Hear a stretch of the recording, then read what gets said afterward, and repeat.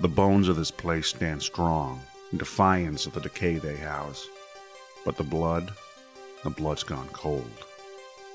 The stories of the heroes who made this place what it is today are lost, obscured by the arcane pollution hanging in the air, swallowed by the crawling shadows of fear, painted over by black magic graffiti, carving this hellhole into districts. From New Goblin Town to Sepulchre Street, corruption and crime bury their roots into the old stone, cracking the foundation of what remains. The lines between adventure and murder blurred a long time ago. Who's to say if there's still heroes here? Not me, but you bet your bottom copper there's monsters. Want to find one? Just look in the mirror. Welcome to Dungeon City.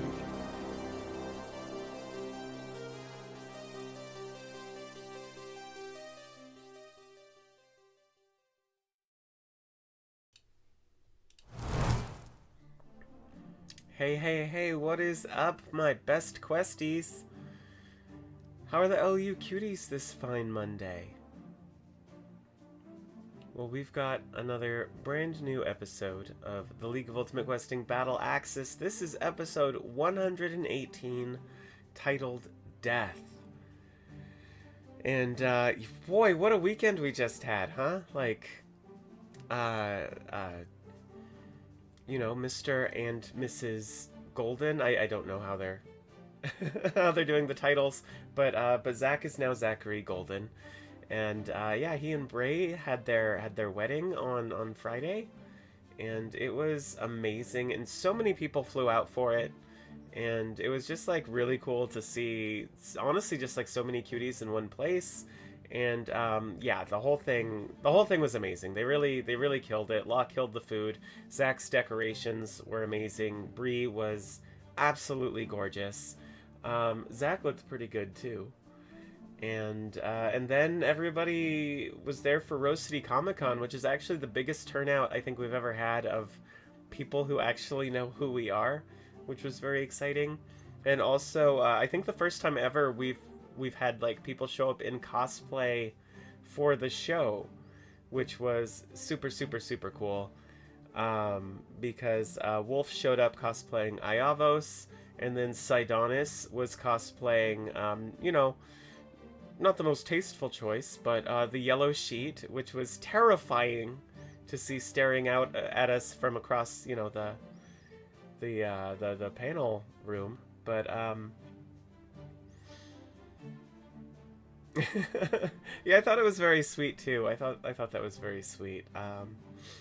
That is also what I did back in the day, so I'm a big fan of that move. Yeah, all in all, like I was so sore Sunday from how hard we ran, you know, like over the past week, but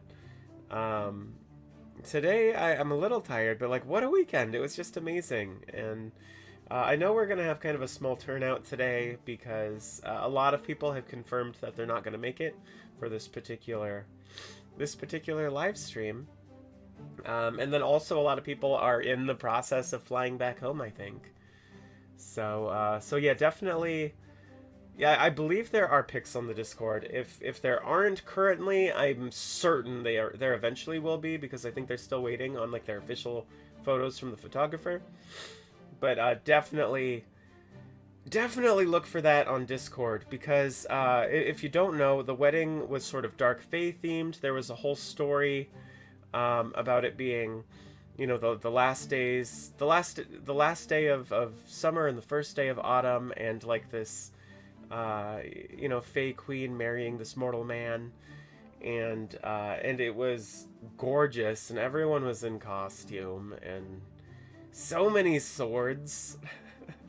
And Max had like probably the freshest like haircut I've ever seen him sport. It looked very good. I hope there are pictures of it, because Max not only got this like super cool side shave from his friend who does hair, but also got some lines and some runes and stuff like kind of shaved into that like side shave. It's hard to describe, but y'all gotta trust me. It was fantastic. And yeah, that said, it is 5 after, so I'm gonna start the episode, but we can always talk about it more after. Though I know like some of the people in the chat were there, they can tell you how cool it was. But yeah, let's get this party started.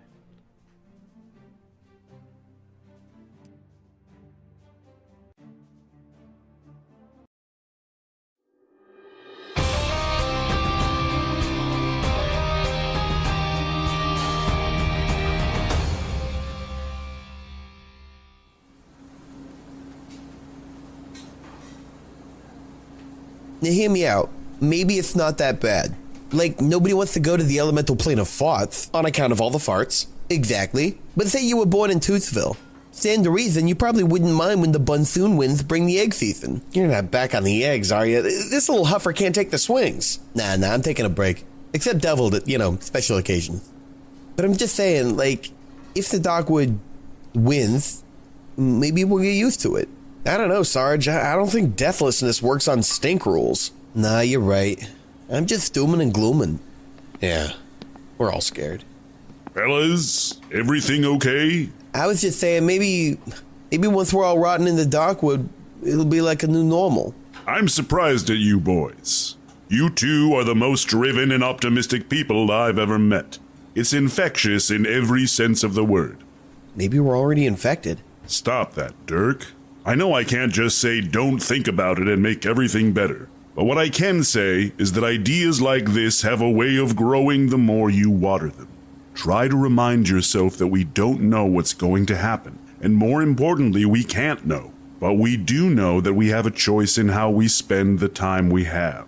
Take some time for yourself. Indulge in something that brings you joy. And let that moment exist without a future.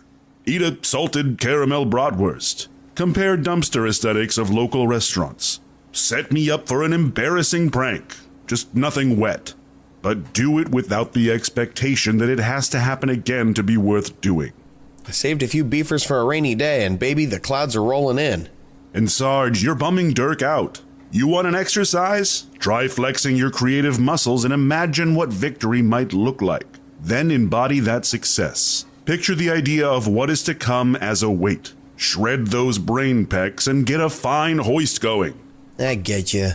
I'm sorry for bringing the room down. Don't worry about it, man. You're cool. Want to help me pick out stoats for a thing unrelated to anything said in this conversation? Sure thing, man. I got a guy who slings mufflers. He can get you a killer deal on bulk badges.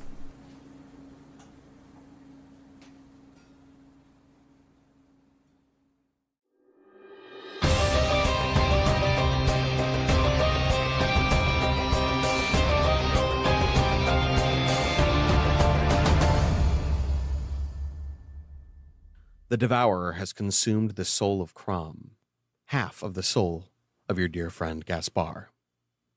The other Devourer charges Wusha and attacks. Can I use glory to give it disadvantage? You can. Considering this is the very last turn in this round, that's a good use of glory. Nice. Yeah, that's a good point. Does a 17 hit? No, it does not. Hey, look at that. It swings at you with one of its claws and then attacks you with the other two. Oh, God. Oh, it's one of them. one of those 3 clawed boys. My AC does go up by 4 since it attacked me previously. Thanks, Rangers.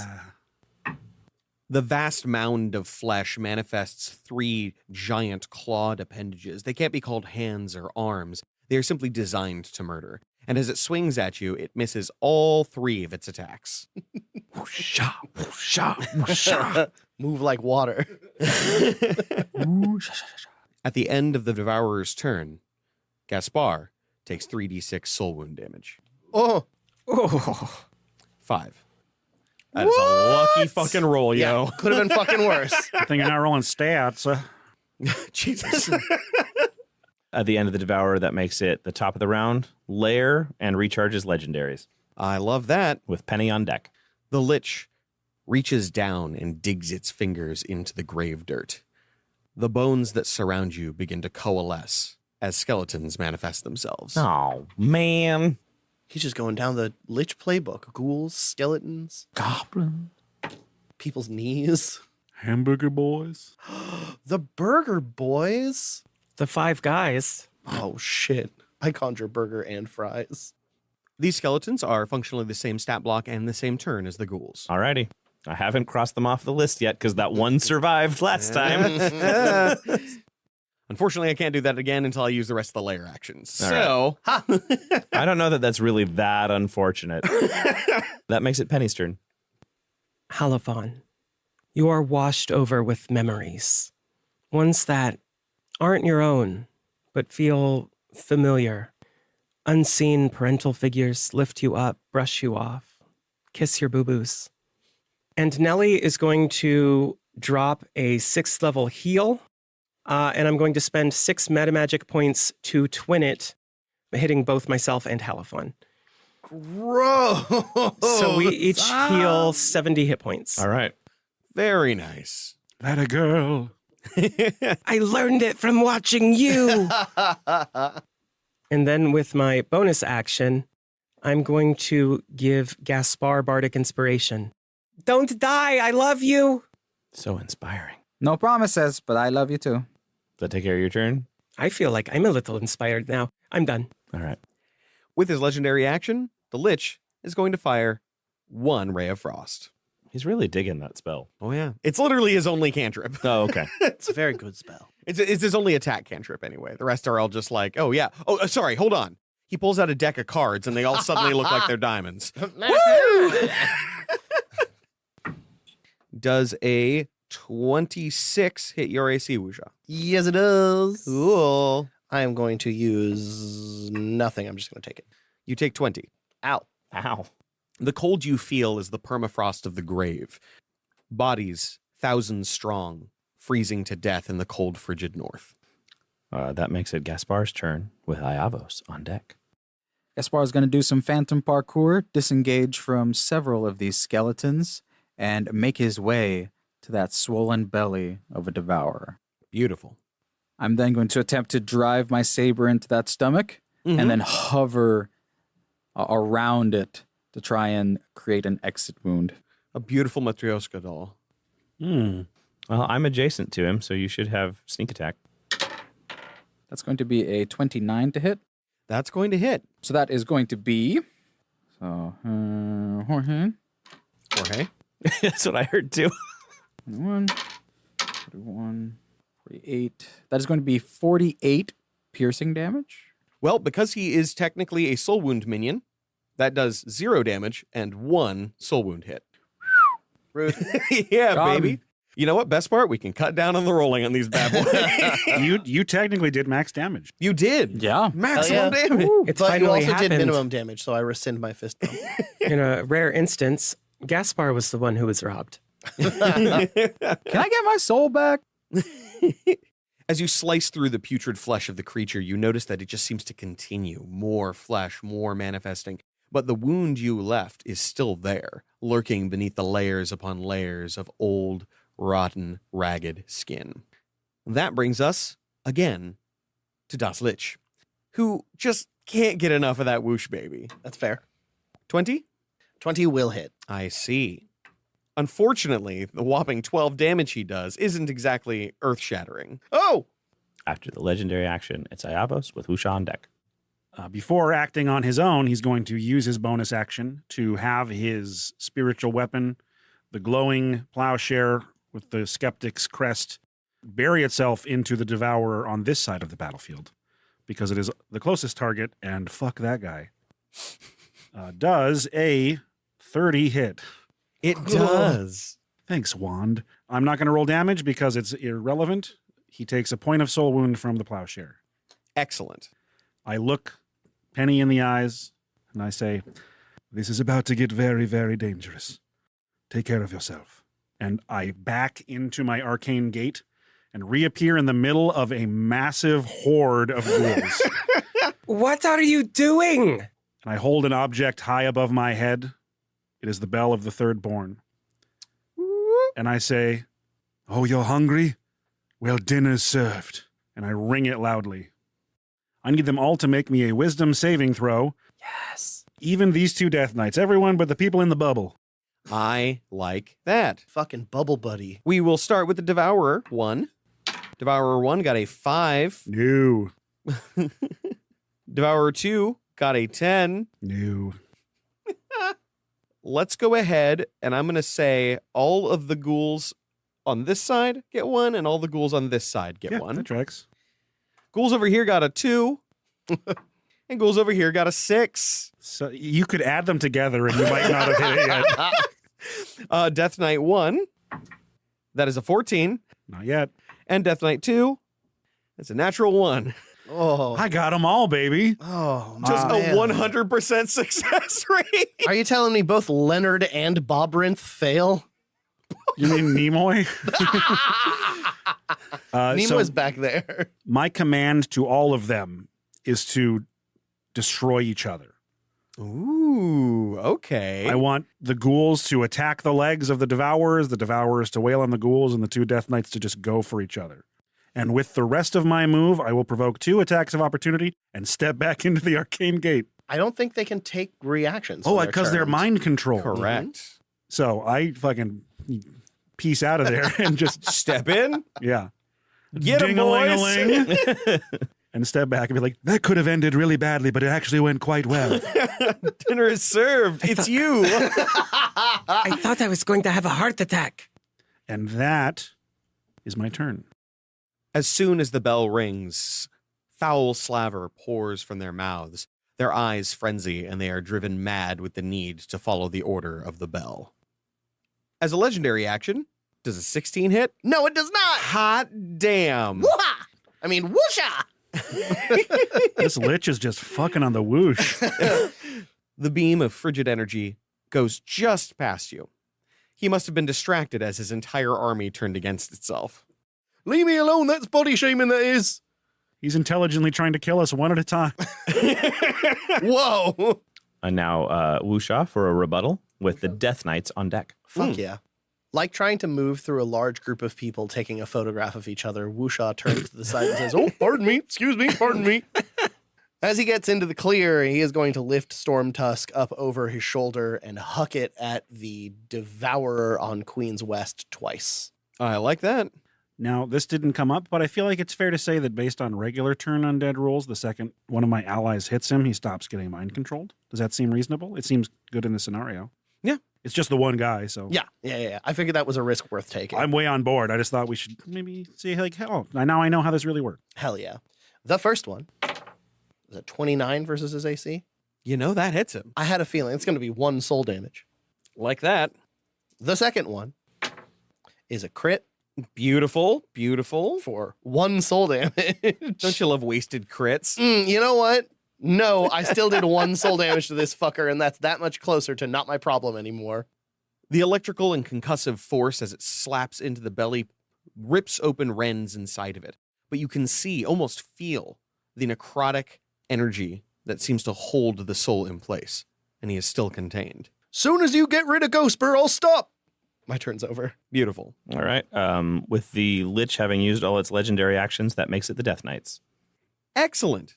The 2 Death Knights that are nearest to the battle charge each other and immediately begin striking with their great swords.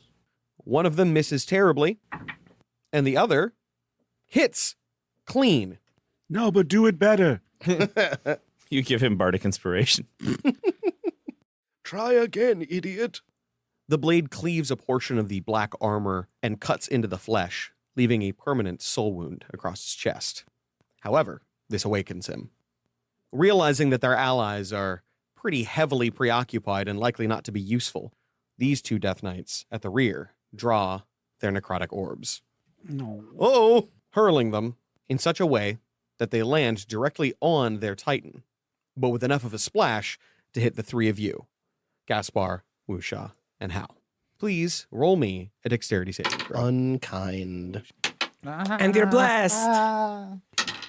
Gaspar? 24. 25. 6.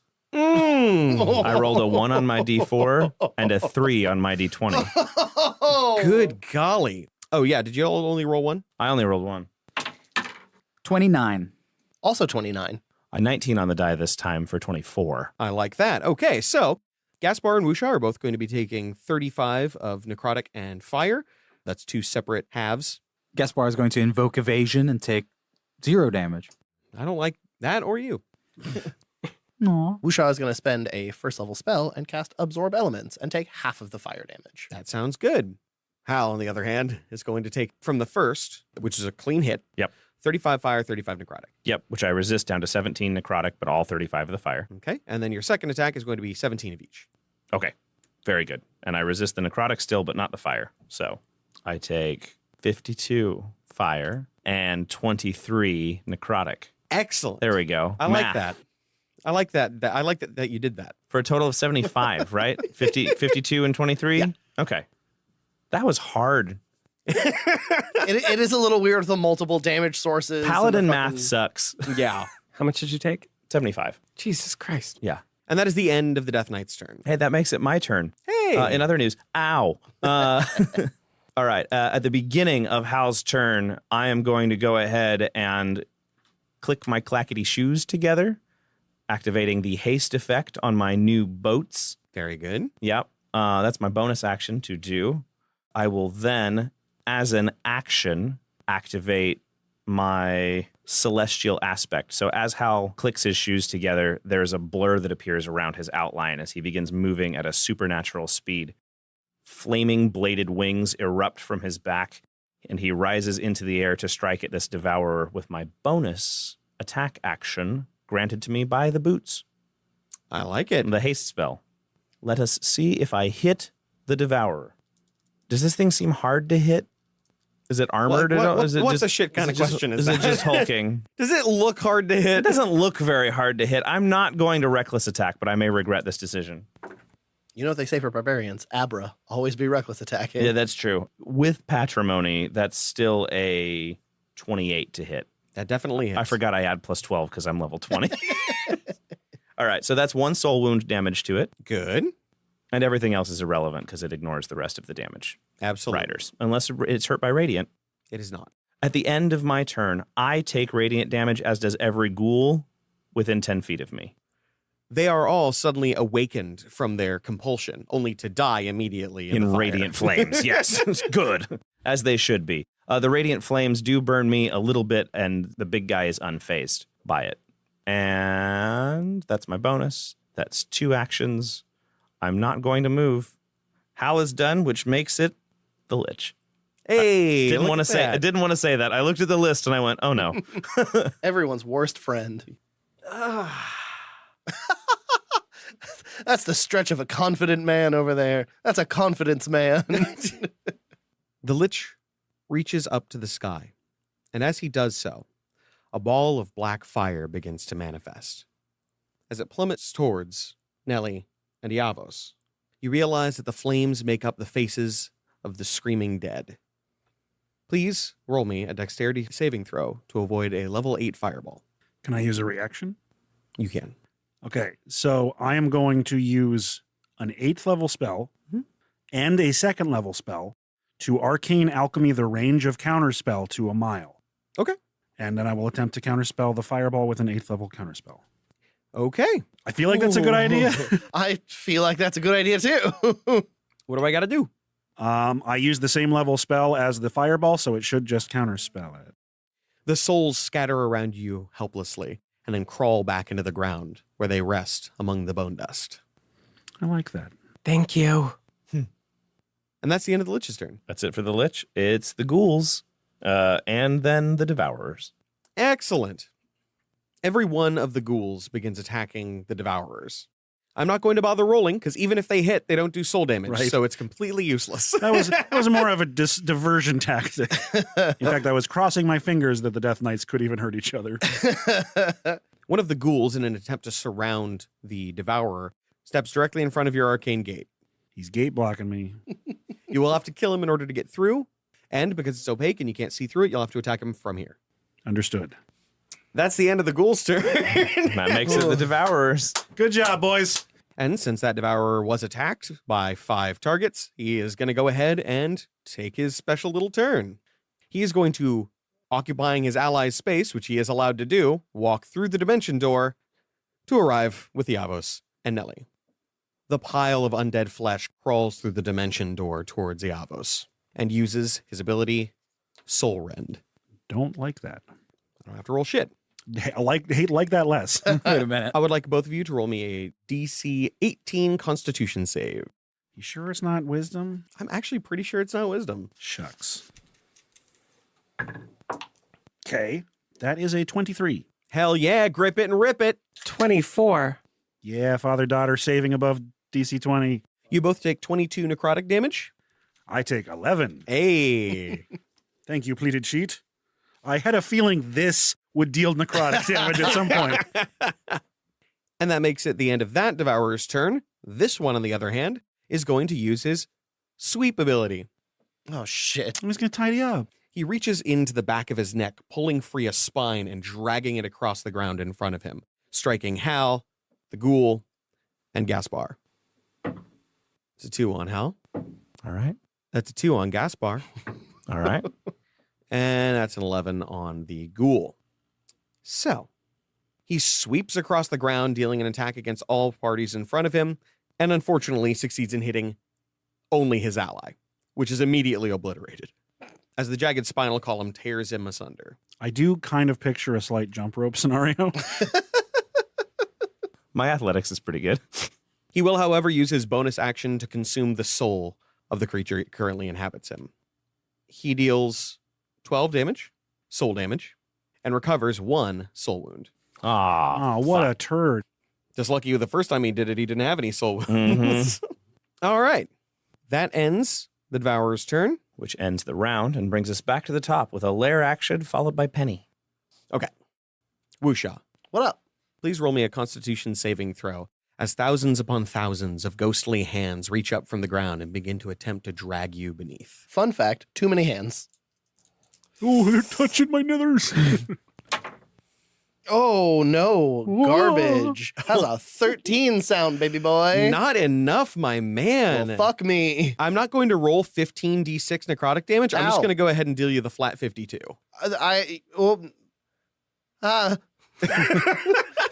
Fair. I just don't see that working out for anybody. No. As the flesh of you is pulled away, you realize no damage is done to your body. Instead, the chunks that they are pulling free and sticking into their gnashing mouths are actually pieces of your soul. No. What? Do those count as soul wounds? They do not. Oh, fucking thank Christ. Shit. That would be savage.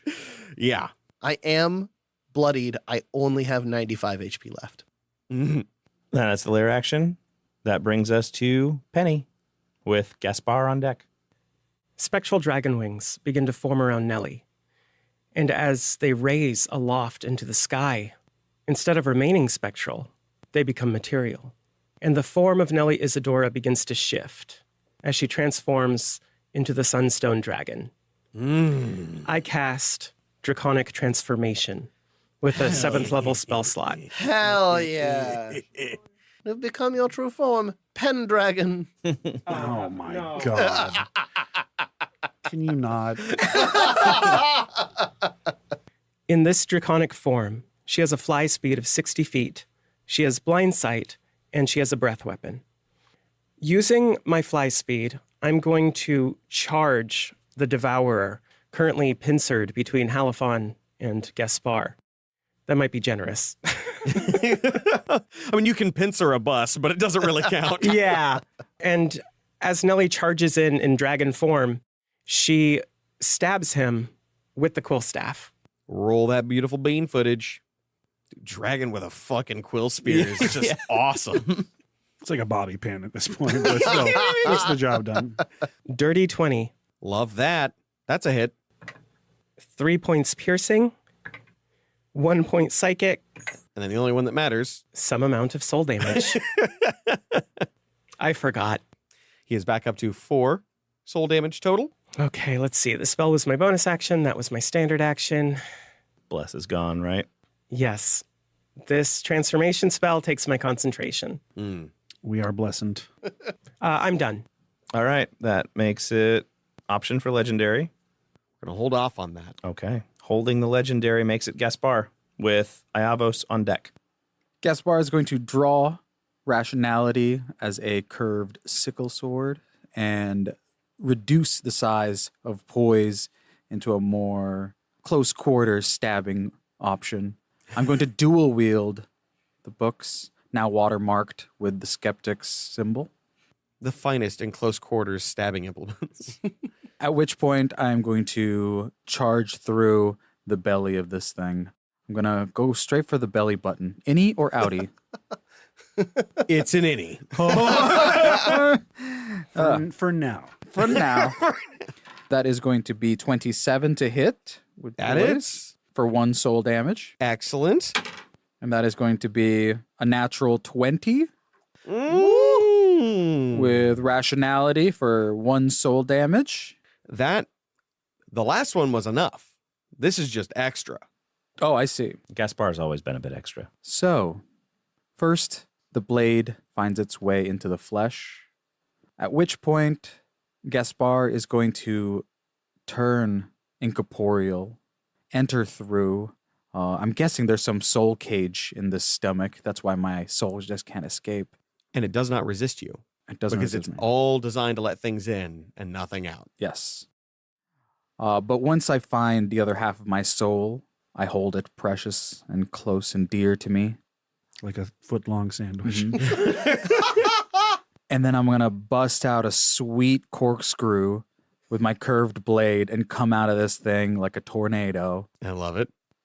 Rearrange the organs, come out in a swirl of viscera. You're going to rip out the butt like a foot-long sandwich. Yeah. Covered in blood. It's a gornado, if you will. And then I will turn incorporeal to just let all the icky bits drop off of me and then return back to corporeal. Oh, self-cleaning. There you go. By cradling your soul and turning incorporeal, the two of you reconnect. And you can feel the damage, the harm, and the horror that Crom suffered. But you're all right. You do not take that soul wound damage from him. Cool. But keep it marked. Now I do have an offhand attack since you said the first one did it in. Yes. Do I get to keep that second one though? I would say absolutely. Hell yeah. You will have to re-roll it though. Okay. He's asking me to roll another 20. Come on. That's a 20 total. I almost got you. You almost got me. That just hits a death knife. I was like, wait, I'm not sure. Yeah, I was in doubt too. I was like, wait a second. Exactly on. Oh no. Mm. So I actually forgot that these guys have turn resistance and they would have gotten a roll against it. So what I'm going to do is I'm going to let them both, I'm going to let the one that wasn't attacked roll to see if he recovers from his turn. Let the dice decide. That is a 19 on the die. Plus. He is... does it need more than 19? Okay, all right. Wisdom? Yes. Yes, plus 9. That's plenty. Okay. There's a chance they had a dog shit wisdom and I might have sneaked by with my 21. Admitted. So he is cognizant enough to use his ability, parry. He's going to add 6 to his AC, preventing the attack. Brutal. Fair enough. Good stuff. Good move. Very good. He shakes off the fear, turns and swipes your sword away, and then levels his at you. Worthy opponent. I shouldn't have cleaned myself before attacking him. That telegraphed everything. Oh, it ate up precious nanoseconds. Major misplay. That makes it a legendary action. We're going to save that. Oh, no. Oh. I don't like that at all. After that, then, that makes it Iavos with Wusha on deck. So Elvis is going to use his move action to duck down under the arcane gate and stand up, going back through it to this side, never leaving the threat range of this creature. And as a free action, I release concentration on arcane gate. Okay. It is no longer a gating. I'm now surrounded by 4 ghouls instead of 1 giant belly boy. But there's also 2 death knights just fart downwind of me. So Queen's fart. the queen's fart, as they say. And they do say it a lot. Don't queens gamble on a queen's fart. God damn it. For my bonus action to get it out of the way, I'm going to slide the plowshare towards the Death Knight and use an attack against it. I like that. No more blaze. That is a 23. Help me out. Is that a melee attack? Yes. Can be paired. Then he is going to bury it. Cool. He seems to stop the incredible force of the enchanted plowshare with his own blade and drive it away. I don't like it, but I respect it. With the wand of the Warcaster in one hand, I reach down and pull the Rapier of Wit off my belt with the other hand, and I point it at the Lich. Using its innate ability to manifest a spell that I don't have on my list, I'm going to roll an Arcana check. I rolled a natural 20. Whoa! And from the tip of the Rapier of Wit comes the spell Disintegrate, which unmakes Globe of Invulnerability. That's so Excellent. fucking cool. Excellent. I didn't know it could do that. It's the one spell that cancels out. And I wouldn't know that, but I've been studying Arcana for 300 years now. I almost can figure it out. You know what a lich can do, and you know this shit. Also, I have that spell myself. that's absolutely fair. And then using 3 points of glory, I'm going to cast another spell, Okay. a 7th level spell at the Lich. Okay. Using one more 2nd level spell for Arcane Alchemy, I increase the range to a mile so I can hit him. And I'm going to cast Touch of the Third. And using a spell trick, I turn it from necrotic into radiant damage. Oh, vile. The third finger raises. As you raise your hand to cast Touch of the Third, he raises his, and your hand begins to decay. Yeah. He counterspells. Decay? I don't like it. But take that 7th level spell slot. Mine now. Perhaps I was wrong. You are no master of death.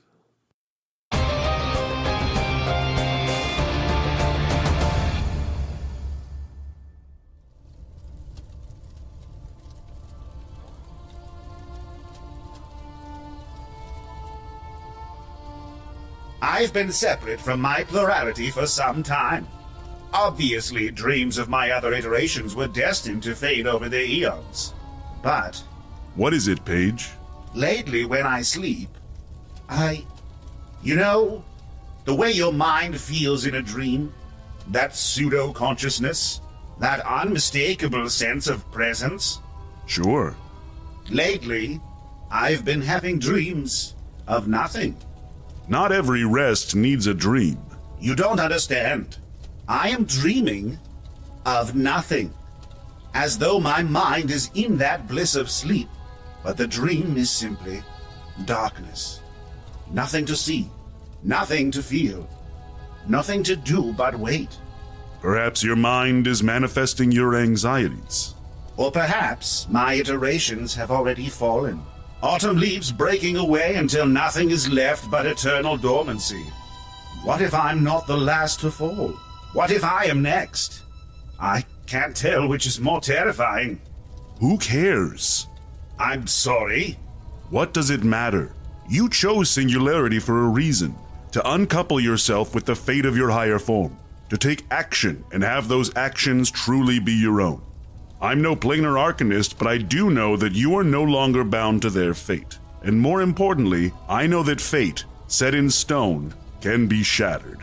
And in that bedrock, we explore a new truth we never thought possible. I know that we're not going to give in. We're not going to give up. And in the end, should it ever come, there's no one I'd rather have by my side. Nor I, my friend. Nor I.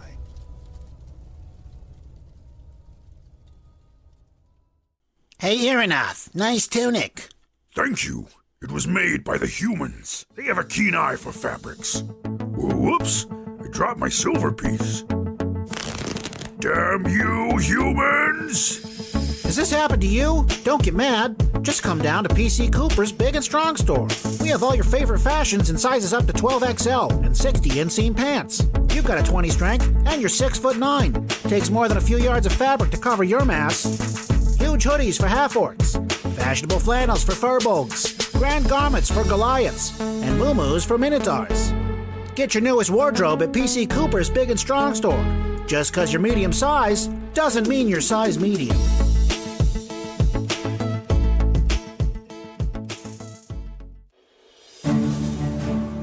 Hail, you cuties. It's 5 a.m. Do you know where your podcasters are? We just got done with a huge weekend. Not only did we all enjoy the magical festivities of Zach and Bree's wonderful wedding, including a bunch of fans of the show from all over the place, the live show of Rose City Comic Con, but also the after party of Rose City and the cleanup thereafter. Our hearts are all full, but we're all very tired. As always, it's amazing to get to meet so many incredible people who follow our work, and even see some kick-ass LUQ cosplay. It's easy to show this kind of love from a distance if you can't make it out for special events. Just check out our Patreon for all the rewards waiting for you there. Our current legendary mid-roll teams are the Twilight Concord, the Forgotten Legacy, the Ceaseless Horde, and this week's featured team, the Titans Rise, with Christopher Mashburn, Dylan Hoyt, aka Meat Dad, John Reinhardt, and Lizaris. To get a personal message read on the show or for possible advertising opportunities, reach out to admin@slap-studios.com. Follow our YouTube channel to see all the live streams Monday night and new episodes hosted by Dana. We're so close to recording the end of Season 2, and if you think you're on the edge of your seat, you can't imagine how us players feel. It's going to be wild, emotional, and so exciting. I can't wait. But that's enough out of me. Let's get you back to the battle axis.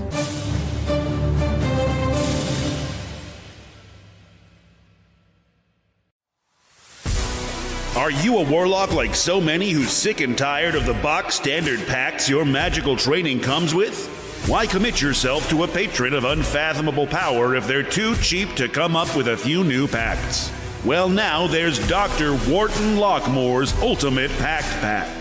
No more of those boring everyday weenie packs. You get a whole bunch of awesome and weird options to choose from, including favorites like Pact of the Roundhouse Kick, Pact of Extra Blood, Pact of Frosted Tips, Pact of the Gun, Pact of Spicy Chips, Pact of Waking Up Early, the Snack Pack, Pact of Grandma's Purse Money, Pact of Rollerblading, Pact of the Foot-Long Bubble Gum, Pact of Corporate Theft, Pact of Real Estate Portfolios, Pact of Vampire Stickers, Pact of the Warm Potato, Pact of 2 Guns, Pact of Collectible Plate, Pact of Needlepoint, Pact of Combination Shampoo and Conditioner, and Pact of the Angry Dad.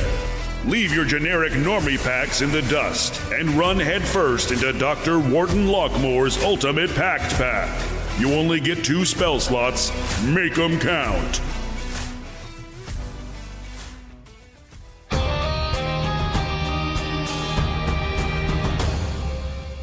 You will be made to serve. In time, you will understand. I think you get to finish your turn unless you have nothing else. Move action, bonus action, spell. I did more than I should be able to. That makes it a legendary if he wants to rebuttal. He is going to elect not to use a legendary action. I don't like it. Oh, that makes it Wuxa's turn, though. Seizing an opportunity, Wuxia runs up the path as quickly as he can. With a single admonishment, Wuxia is going to point a finger at the Lich and say, "Uncool!" and cast Hunter's Mark. Cocking his arm back, he's going to throw Storm Tusk at the Lich twice. Since I'm a little too far away, I have disadvantage. However, I rolled a pair of 15, so that's a 27 with my first attack. Very nice. I like that. One of the Death Knights is going to use the reaction to interpose and take the hit instead, suffering 1 soul wound. All right. Stop doing that! Yanking the spear back, I'm going to throw it again. Oh, that's not as good. That's a 16. That is not going to hit. Ah, crap. The Death Knight steps between his liege and your Storm Tusk and simply takes the wound. The other, he simply knocks out of the air. Weren't meant for you. Go back. My turn's over. Another opportunity for a legendary action from the Lich. He's not going to take one. That makes it the Death Knights. All 4. Cool. The 2 that guard their king approach Wuxia and Gaspar respectively. Oh, shit. 2 Death Knights attack Wuxia. 2 Death Knights attack Gaspar. Wuxia, does a 30 hit? Yes, it does. Does a 16? No, it does not. Gaspar. Because of Ghost Walk, they have disadvantage to hit me. Ooh. Do they? Zesty. Does a 17 hit? It does not. Does a critical failure hit? Wow. Themselves? It does. Woo! So, Wuxia. What up? The first of the long, dark blades slams into your chest, cutting a chunk into your armor, slicing open your flesh, and leaving you horribly, horribly wounded. He's going to deal you 29 damage with that strike. I am going to uncanny dodge so hard you'd think I'm an X-Men. It's very bad. Thank you. That's why you asked me to be on the show. It was for that line. Yeah. It's I've been done holding now. it. Now get out. Sounds good to me. Here's the only problem. They all have multi-attack times 3. That's fine. So, attack number 2 is a 23. 23 would meet my AC, so that would hit. And then the next one is a 14. That's a miss. The next two are a 22 and a 26. 22 misses, 26 hit. Okay, cool. So that is 2 more hits. Gross. That is another 24 damage. Ow. That is another 29 damage. Ow. And then the next one, that's 34 damage. Ow. I have 18 hit points left. Don't tell the DM. Gaspar, we got another 2 coming at you. That was a 20. 20 will hit. And another critical failure. So, in tandem, they seem to strike at you. At first, you feel like you're going to fall as horribly as Wuxia did, but you manage to dodge, slip, and move, even redirecting one blade into one of the allies. And that manages to take him out of that particular round of attacks. The other one, however, does get one good strike on you before he manages to overstep, giving you an opportunity to disarm him. Please roll an attack roll. It's a natural 1. Oh! But I'm going to use Stroke of Luck to make that into a hit instead. Now, I don't know about y'all, but I'd say that Stroke of Luck shouldn't be able to completely undo a critical failure. But I will say it just turns it into a normal failure instead of, what I was going to do, which is it turned his failure into a hit. I will presently accept your terms, but you'll hear from my lawyers. Degrees of success. Objection! Rules as written! If only there were a game like Dungeons and Dragons that had that as a mechanic. Oh boy, if only I wanted to pay attention to that many rules. So, that is the end of the onslaught, but you do manage to take 1 hit. You take 38 damage. I shall take 19. 4 of those were 7s. Yipes. After getting slammed with swords over and over again, Wuxia's going to look back to Iavos and say, "Sweet Wuxia's missing tender and vital bits!" So I did forget one little detail. Oh no. They each do 1d6 soul wound. Fuck off. Wuxia, how many hits was that for? 3. 3.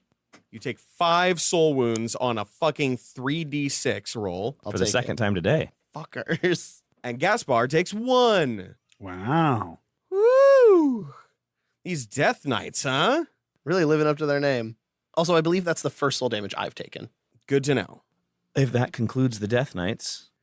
The Lich is going to elect not to take a legendary action. Okay, that makes it my turn. As Gaspar corkscrews out of the Devourer in front of him in a spray of viscera, Hal, in his accelerated rate, will launch himself skyward, land next to Wuxia and all of the Death Knights. Do you want to land between the 3 Death Knights or next to Wuxia? Next to Wuxia, out of range of all the Death Knights. Hal will place a hand on Wuxia's chest, and there is a light which flows from the eye on his chest down his arm and into Wuxia, restoring 70 hit points with lay on hands. Ooh. Thank you. And then Hal says, "I told you I was going to protect you." Cute. Thanks, Hal. Then I will immediately leave Wuxia to his fate to go fight the Lich. I'd like to move directly base to base with him, and using my extra attack from haste, I would like to make a strike at the Lich. I like it. Recklessly. God, smack my lich up. No. Turn the fish up, smack the Lich up. With advantage against a Lich. There's not a natural 20 in there, but there is a 28. That will hit. Great. I'd like to use my other 4th level spell slot to Divine Smite. Excellent. Lay it down. This strike will be dealing a total of 3d4 plus 7d8 plus 1d6 plus 8. As Hal closes distance with the Lich, he brings Patrimony up, and it glows with radiant energy as he brings it down on this thing. I deal a total of 71 points of damage, the majority of which is radiant, against this creature. And then as my turn ends and my aura flares, he and I both take an additional 10 points of radiant as he burns away in the light of my holy rage. I like it. He's Wow. taken 81 total. Get him. There are a few things more satisfying than watching a paladin fight a lich. Yeah. That ends my turn and makes it his. On his turn, as a legendary action, he is going to use Undead Secret. Uh-oh. And he is going to cast a level 5th or lower spell. Uh-oh. Don't worry, nothing too bad. He's just going to use Thunderstep. Oh, What a come dickhole. on. You turd. Please make me a Constitution saving throw. Gladly. What a fucking You have dickhole. advantage because of Ahona. Does a 16 pass? It does not pass Yeah. a Lich's saving throw. Yeah. Shockingly. Believe it or not, even with all of my bonuses, I still rolled shit. Because he's casting it at 5th level, he's going to deal 5d10. It's only 25. I don't suppose it's bludgeoning thunder damage, right? And nope, just thunder damage. Okay, yeah, all right. You said 25? Correct. How's it? Hal is now bloodied. And that makes it the Lich's turn. And that makes it his actual turn, yeah. Rude. He gestures to the Devourer, who bows his head as he crawls into the river, destroying him. His flesh is consumed in black fire, which emanates an overwhelming fog. He is using a modified cloud kill. There is now a fog wall, 120 feet high, that is pushing 10 feet forward every turn. Oh, no. I don't like this. It will begin at the edge of the river and will push in. Terrifying. That's super scary. That ends his turn. At the end of the Lich's turn, it's the ghouls who are still turned. Hey! They all immediately run away from Yavos, 3 of which provoke an attack of opportunity. I'm not going to hit him just because that means they'll stop running. Just this old man punches him in the dick. I mean, I do have a horribly magical spell sword in my hand, but I Right. don't need to take advantage of that. I'd rather they just GT the FO. Into the cloud kill maybe and die. into the river. Oh, they're friends. They hold hands and skip. Fuck this. Bye-bye. No Liches is worth this. After the... He only used one legendary action so far, right? Yes. After the ghouls, he's got an opportunity to use his next one. That used all 3. Oh, okay, cool. All right, then he's out. Casting a 5th level spell. I'm like, yeah, that's going to be in all 3. All right, he's out of legendary actions. It would be the Devourers, but that one just walked into the water Godzilla style and is now gone. Yup. Which brings us back to the top and the lair action. From the cloud manifest hands. The same hands that tore at Wusha. Yavos, please roll me a Constitution saving throw. Man, it's not my worst save, but still. Oh, I don't have bless anymore. Put that D4 down. Oh my god. Uh-oh. That's a natural 1 on the die, my friend. I was going to be like, it's fine. I've got Bardic Inspiration. 52 necrotic damage. Oh, Barb. Excuse me? 52 necrotic damage. Wait. Barb. Pleated sheet. Yeah. 26. It still wouldn't have killed me, but it's close enough to be terrifying. So that is in boy. fact 26. Oh, God. The maddened wraiths within the fog cloud reach out with desperate hands, overcome with need to consume you. But don't. Stop. All right, if that's the end of the lair action, Tis. it's a Nelly turn. Draconelli. A freckled dragon with scales like sunstones paces the bank of the river of death, staring daggers at this fucking lich. Like a cat looking at a squirrel through the window. You say that he's the scion of death, and then you say that he isn't. Well, haven't you heard? We can be more than one thing now. She breathes deep and then exhales a 60-foot cone of sunlight and glitter. Oh. The worst part is he can't get that off. It's that like micro glitter shit. Making your saving throw does not protect you from loose glitter. He is going to need to make a dexterity saving throw. Not one of his saving throws, just so you know. And he rolled a 7 plus Oh. 3 for 10. He's going to go ahead and use a legendary resistance. That makes him automatically succeed a saving throw? It does. So on a failed save, it normally does half. Is that true here? Correct. Cool. I rolled really good. Yeah. Before having, that's 36 force damage. So that's going to be 18 force damage. Hell yeah. Nice. Does that end, Penny? No, that was just my bonus action. Counting on her fingers, Nellie thinks through all of her catalog of spells before shrugging and landing on the obvious one. Instead of trying some fancy single target spell that he's going to resist and do all sorts of shit with, I'm just going to drop an 8th level fireball. It's not going to do all its damage, I'm sure, but it's going to do some of it. That's absolutely fair. That is a dexterity saving throw. Let's see if he can pull it off. That's a 3 + 3.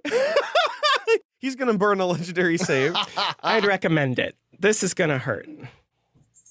You know, I'm going to go ahead and counterspell. I can't have you drop out a fireball on him. What level is your counterspell? You said 8th level? Yeah. I'm going to start by using a 6th level slot for counterspell. What's the roll on that? It's going to be a DC 18, your spellcasting bonus. Oh, okay. He rolls a 5 on the die, which means he fails in his attempt to counterspell. Then I'm going to go ahead and legendary resist the damage. Magic ward, magic ward. That is 40 fire damage before being halved to 20. Okay. So on the tail end of this breath weapon of sunlight and glitter, Nellie hawks a fireball from her throat, catching him for 20 fire damage. Beautiful. Nellie backs up 10 feet from the cloud kill and continues to pace like a cat in front of a screen. Okay. At the end of Nellie's turn, he has a legendary action if he wishes to take one. You know, I wasn't going to do this, but because you pulled that shit, I think I got to do what I got to do. Mm-hmm. I understand. He is going to use his 3 legendary actions to use Disrupt Life on Iavos. Me? Oh. What did I do? No. She's not in range and she loves you. Oh, man. He can sense love. Instead of dark vision. What does this do? Go ahead and roll me a DC 18 Constitution saving throw. Okay. I believe in you. All right. You still have bardic inspiration. Oh, I know. Natty Ice. 9 + 4. It's 13. That's not going to do it. So I got to roll my bardic inspiration There and you hope go. it's a 5 or a 6. Oh, boy. It's a 3. That is not going to do it. Great. If it Cool. helps, you only take 44 necrotic damage. Thank you for saying necrotic, because I have 41 hit points left. Yeah. But the sheets, my dude. They're so pleated. Jesus. Taking 93 damage. You're looking pretty rough. So brutal. That'll make it Gaspar with Iavos on deck. All right. Gaspar is locked in this undead duel. Really, the most I can do is try and chop one up, the one that's been hurt the most. So I'm going to use the healthy one as a shield, work around them in an attempt to slowly whittle away at the joints and weak points of the armor of this Death Knight. I like it. Nice. Yeah, these guys are there's still 12 great sword attacks on this side of the board right Yeah. now. So, Yeah. well, the Lich is a dick. Yeah. Also, killing the Lich does not end this fight. You still have to kill the Death Knights. Oh, good to know. 26 to its AC. That's a hit. 26 to its AC. Ooh, that is a hit. Consistent. This time, it's not. And that is 2 instances of soul damage. That takes out Death Knight 3. Oh, okay. All I right. love to see it. DK3. Adios. Action, bonus action, no sneak attack, move action. I can move around this thing 3 times. Just run in circles. Just for thematic use. Yeah, I'm going to use all my movement just to move around it. Got him. Halfway through, change direction. I could be Fucking anywhere. dervish over here. I'm just going to move. Okay, I'm going to move the opposite side of this cloud kill. There you go. That's fair. There you go. That's not a bad idea. That is the end of my turn. Sounds good to me. Is he out of legendary actions? All right. We won't worry about those anymore. That jumps us straight to Iavos with Wusha on deck right after. Okay, Iavos is going to carefully make his way along this kind of rickety bit of ground and bones to the best of his ability, not getting wet, as long as he can get to there. It's a quarter move to get up the hills, by the way. That's fine. I'm only moving a total of like 20 feet. And fun fact, this spell doesn't heal me. So, Iavos looks through the cloud at the obscured form of the Lich and says, "You tell me I'm some kind of champion of death, but I find more solace in sacrifice." I take a vial out from a very deep pocket of my robes that's been sitting in there for some time. A shimmering white liquid, the tear of a leviathan. Oh. I uncork it, I drink it down, and I cast a 7th level Lacrimescence. Ooh. Me and Zach wrote this spell a hot minute ago. It's nice seeing some of the shit we wrote come to use. It's just nice to see a player remember magic loot that they got multiple episodes ago. I mean, I wrote a spell based on it, so the caster calls on the astral entities born at the dawn of time and sheds tears of compassion and divinity. Each creature of the caster's choosing, within 30 feet, which is why I moved there, I just touch Hal. Also, I can use a 2nd level spell slot to make it bigger if I counted wrong. Can immediately spend 1 hit die to recover missing hit points, as though resting. This does not create the effects of a short or long rest. In order to be a vessel for the power, the caster must spend 1 of their daily hit die, gaining no recovery from its use. So I cast it at level 7, so I lose 6 hit die, but you can all roll 6 hit die plus your con mod to recover. Vile. I love it. Oh, we can roll 6. Something that's only useful just after a long rest. Yeah, earlier I was going to be like, we don't need to keep track of our hit dice. And then I was like, wait a second. It's actually very important in this exact instant. So who does that affect? All of you, but me. I, in fact, can net negative. Running out of the high-level spell slots, too. Yeah, me too. Still sitting on a 9. I haven't had to dust off yet. For my bonus action, I am going to attack the weakest of these 2 Death Knights with the Plowshare. Sounds good. Well, it's not a great roll. 17 does not hit, I don't Not think. going to do it. My attack bonus with my spells is really high now, but sometimes you roll a 3. Does that do it for Avos? That is I moved a bit away from the fog cloud. I healed the party. That was fucking awesome. That was.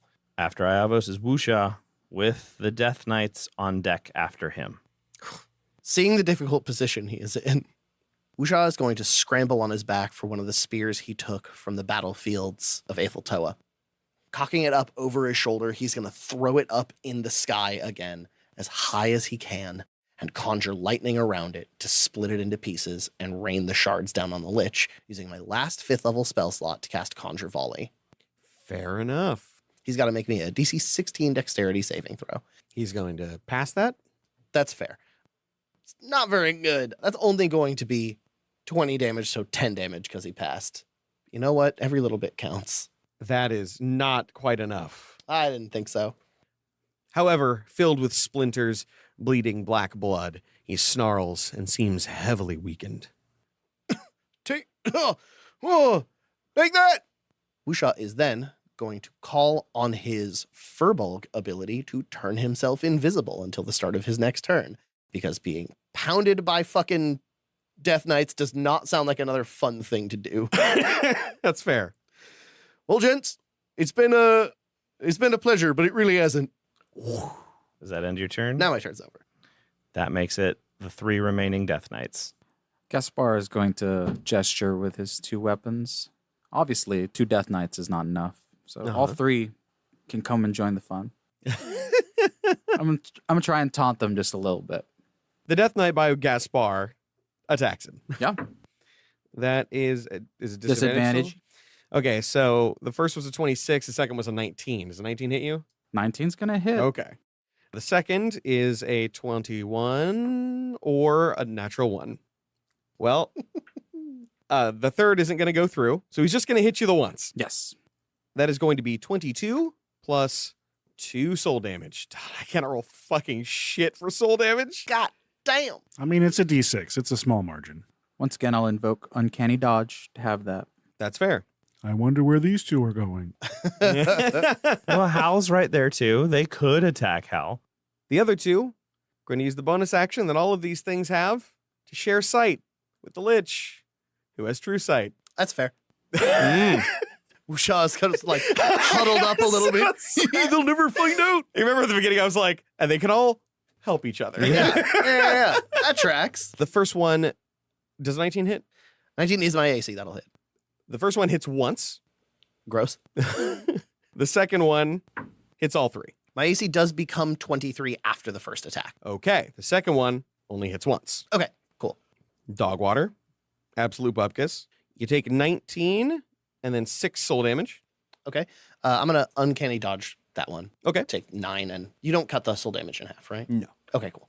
And then the second one does also dog water, total piss stain, 18 plus 3 soul damage. Excellent. You disappear, confident in your own safety, and then the two of them just immediately begin wailing on you with their swords. Oh, fuck! Unfortunately, they can only do that once. I mean, it's something. Yeah. Once is all you need. Once is all you need with True Sight. That is the end of their turn. All right. Without legendary actions, that jumps us straight to Hal. After the thunderclap goes off and the fog cloud appears, Hal is going to stand there, damaged. Iavos' spell restoring his hit points as his wounds start mending themselves back together. Hal is just going to slowly turn, lock eyes at the Lich on the other side of the fog cloud and say, "You've been waiting for death? Let me introduce you." And I bolt across the battlefield using my hasted fly speed directly through the cloud kill, which I will have to roll a save to go through, I'm pretty sure, and land in front of the Lich. Let me roll my con save to see how much damage it does to me. There's a chance you just hit it and instantly die. I don't think it can do enough to instantly kill me, but I could be wrong. I really wanted to do that, but I was afraid I would just turn into not a dragon. Yeah, you have a con save to pass. Yeah. Or a concentration check to pass. That is, despite my bonuses, only an 18. That is not going to do it. That's a 20. Okay. I didn't think so. I was like, he's probably a 19 or a 20. So roll your full cloud kill damage against me. Okay. Which is what kind of damage? Poison, I believe. That's what I thought. Yeah. Which I don't resist. That is 61 damage. Go, go, go, go, go, go, go. All right. Hoodies. 61. Ow. It's an asshole of a cloud. That's Yeah. toxic, dude. Puts me at 124 that I've taken. So I'm back under half. And then I'd like to make all my attacks against him. Well, I take the attack action. I make 2 attacks. Sounds good. Recklessly. 28 to hit. That will hit. 3rd level Divine Smite. Mm-hmm. 69 points of damage on the first strike. Excellent. That's the weed number. That is enough to kill the Lich. Nice. It is also enough to activate Destiny Bond. Uh-oh. I would like you to go ahead and roll me a Constitution saving throw. All right. I will attempt it. Uh-oh, Pokemon rules. Exactly. Isn't Destiny Bond the name of the ability in It is. Pokemon? Okay. All right. It is. I'm not even going to pretend. My God. 2 2s? You rang. A 2 and a 3. Oh, barf. Jeez. I have rolled less than 5 on, I think, every con save I have made today. Hot barf. So I fail. You're reduced to 0 HP. I am reduced to 0 HP. Unstable. Good to know. Ooh. Arclich Wobbuffet over here. All right. If you succeeded, Yeah. then you take half your maximum health and damage. Okay. All right. Oh. And here's the and just so you know, Yeah. it only works if you hit it with a melee attack to kill it. Sure. If a spell hit it, it would have been fine. All right. Hey, you know what? I accomplished what I set out to do, Absolutely. which was Absolutely. introduce him to death. So, all right. That'll end my turn with me being unconscious. The Lich falls. Yes. I don't make a death save this turn because that happens at the start of my turn, right? Okay. Cool. That's Hal. And that makes it, if the Lich is out, the ghouls continue to run. They leave screen and are never seen again. The Devourers are all dead. Some say they're still running. A lair action if there still is one. There isn't because the Lich is no longer there to exact it. All right. Top of the round then, we have Nelly, Isadora. Top of the round to you. Top of the round to you. Holy shit. Yeah, what a round. You literally killed him to death. Yeah. I am going to twin another 6th level heal. Halifon, your wounds begin to stitch themselves closed. And as you become conscious, you don't know what's causing it until you realize because it smells like baked goods, it's probably Nelly. 50-50, honestly. What kind of baked goods? Cinnamon rolls, Yeah. mostly. Cinnamon bandage roll. Knew it in my heart. Iavos and Halifon, you each regain 70 hit points. Oh, thank you so much. Oh my God, thank you so much. You're right on death's dork. I'm going to continue moving away from the encroaching cloud of poison and unable to do anything more useful with my bonus action. I will give Bardic Inspiration to Iavos. Thank you, my dear. Oh, no. After Nelly, it is Gaspar with Iavos on deck. What were you upset about? I realized getting knocked unconscious knocks my Aasimar ability off. I can't fly anymore. And I'm on the other side of a river. That's hilarious. Yeah. We got you. Just snuffed like a Well, candle. you are on the right side of the poison cloud. That's true. Gaspar, you're up. Gonna dodge underneath this thing's longsword, grab onto its cape, and swing around it. All the while sticking my sickle wherever it'll fit. Absolutely fair. The old sickle. That is a 25 to hit. That will not do it because he's going to use parry. But I'm inspired. What'd you get? Increases it by 4. Ooh, that does do it. That does do it. I'm swinging. That's 1 soul damage. Another attack. This time it's a 28 to hit. That does hit. For an offhanded soul damage. There you go. 2 to the boy. He is still standing.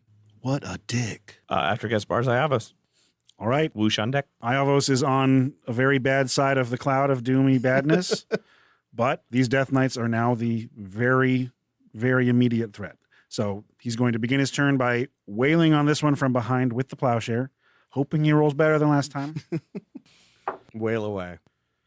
That is a 23. That's with your spiritual weapon? That's my spiritual whip on. He's going to go ahead and parry that. Yeah, I thought he might. Then, being very much out of options as to things I can do that will harm anything on the battlefield right now. Actually, I'm going to move on this side if I can. Kind of moving uphill a little bit. I will take into account the speed distance. Just so you know, the Cloud Kill will hit you next turn if you stand there. Can I move another 5 feet? Absolutely. Then it'll just be gently kissing your cheeks. Cool. Which ones? Iavos is going to use the Rapier of Wit in his hand to try to smack one of the Death Knights. The same one that parried his sword, so I like it. He might get a hit off this turn. And I get to use my spellcasting attack for my Rapier, because it's cool. That is a 25. Unfortunately, that... Oh, wait. You can only use parry once. Mm-hmm. It is a reaction. So... 1 soul wound to the guy boy. All remaining dudes have taken at least 1 soul damage. Sick. Nice. Unless you were attacking the one that had already been hit. I had to do it on the one that parried me or I wouldn't have been able to hit him. Bingo. Would have just been 2 wasted parries. Good to know. Is that an Iavos? That is all I can do. That one ended, but the cloud will. Mm-hmm. All right. Woosha with the Death Knights on deck. Woosha becomes visible again, standing up. I think that happened when they just stabbed you. No, it ends. Yep, it ends when I start my turn. I'm found out. Suddenly he's visible in a pool of now visible blood. You literally just like cosplayed an entire scene from Lord of the Rings. Yes. Rey stabbing an invisible Frodo.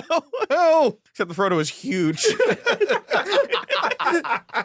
2 and a halfling. I'm the whole Elijah tree. Fuck you. Woosha is going to turn to the more injured and damaged of the 2 Death Knights and set his spears toward them. I believe they are both affected the same so far. Well, this one's out of parries for the turn. He is. Hey, look at old Perry Como over there and start fucking going at him. Go for it. That is a 20 total versus his AC with the first. That is a hit. Hey, look at that. That's 1 soul damage. Hey. And a 24 with the second. And that is a hit. Hey, look at that. 1 more soul damage. And that is enough to take him out. Ha-ha! Thank the maker. That's good. Then I am going to spend some glory to make an extra attack. Hey. And turn to the one between me and Iavos and stab him as well. My shit is shot, but I don't think 23 is going to be enough.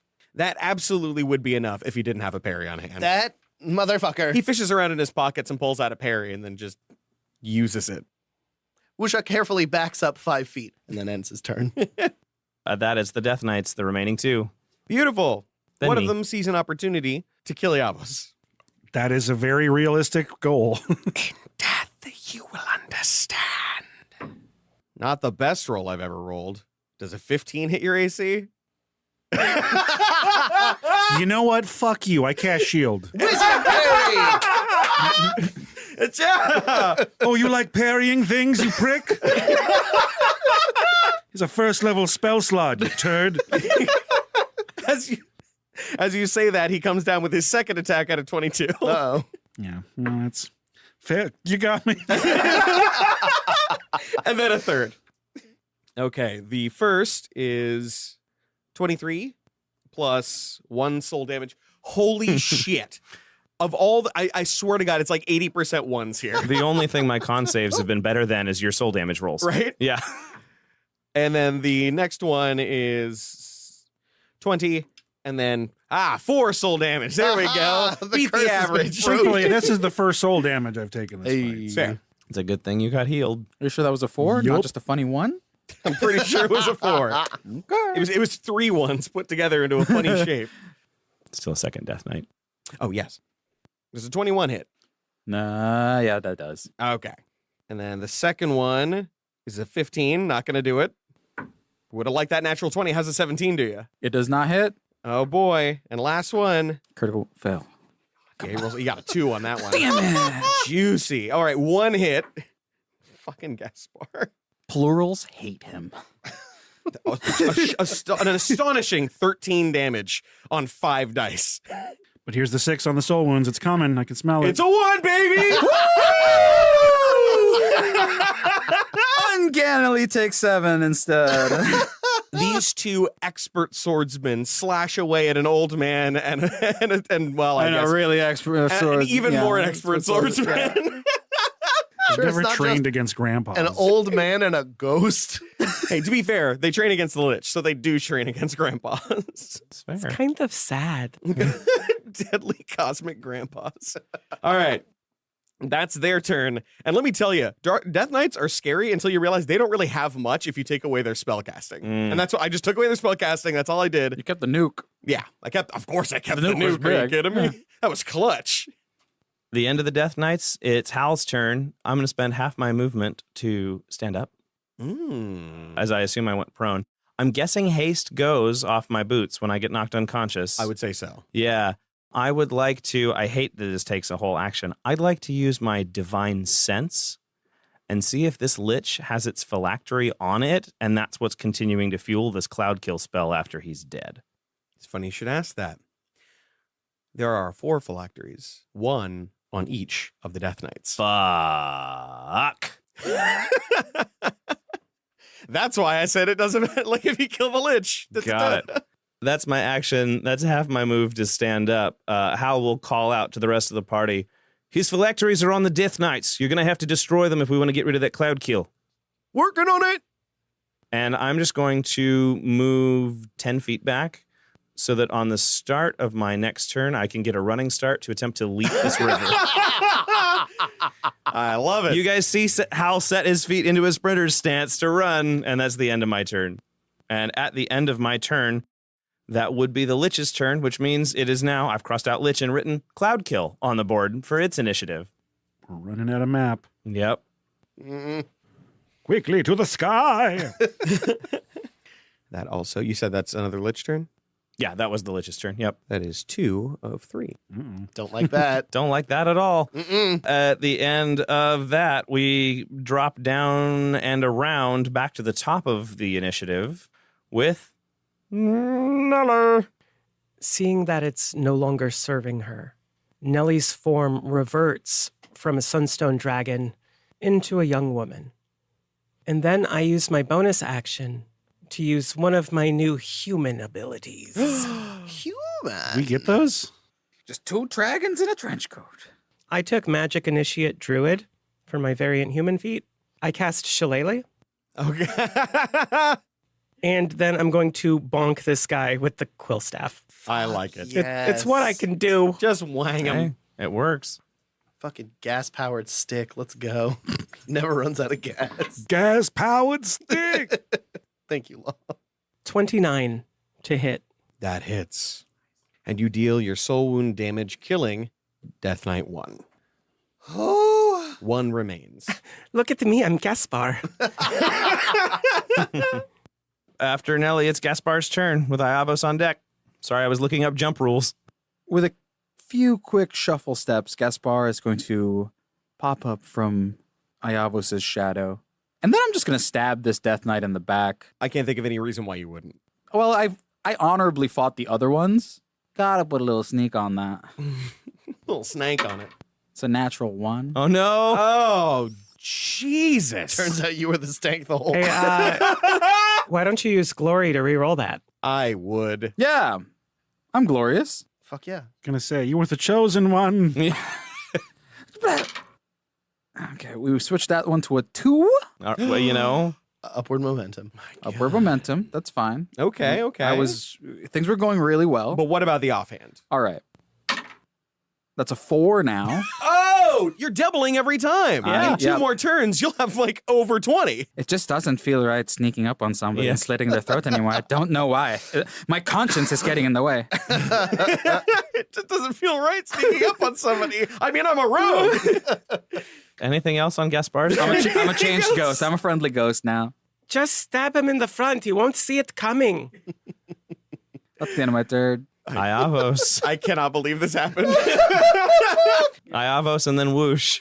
So hearing Hal's plea, his battle command, and his tactical assignment of telling us where the phylactery bits are, Iavos is going to use his move action to identify where the phylactery is on the 4 Death Knights. He's literally standing in the middle of a Death Knight pile and attempt to see if he can isolate the location of them on each of them. Fair enough. Go ahead and give me an Arcana roll. I got these dream eyes, you see. Mm-hmm. Arcana of 25. It takes the merest effort to reach out through the ether to see the exact location of all of them. How do they present themselves?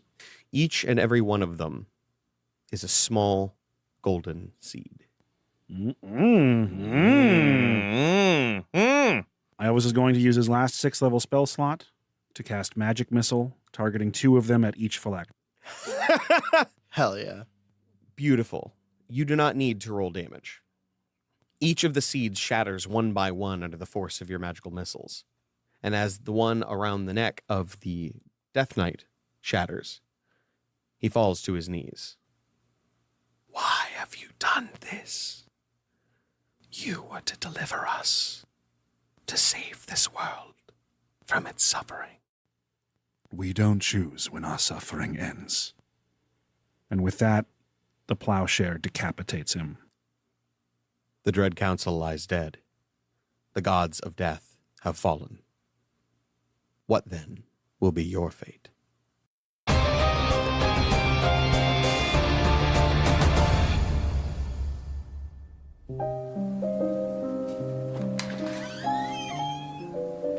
Huh. It's only 6:50. Usually your foot hits my doorstep at 7 sharp. Yeah, well, Hey, no worries. Glenn Boldado 16 neat with a branch, yeah? Unless you're looking to shake it up today. sure. Whatever you think I might enjoy. Yeah? All right, give me a second. I've been working on this herbal Sazerac. I think you're gonna like it. Yeah.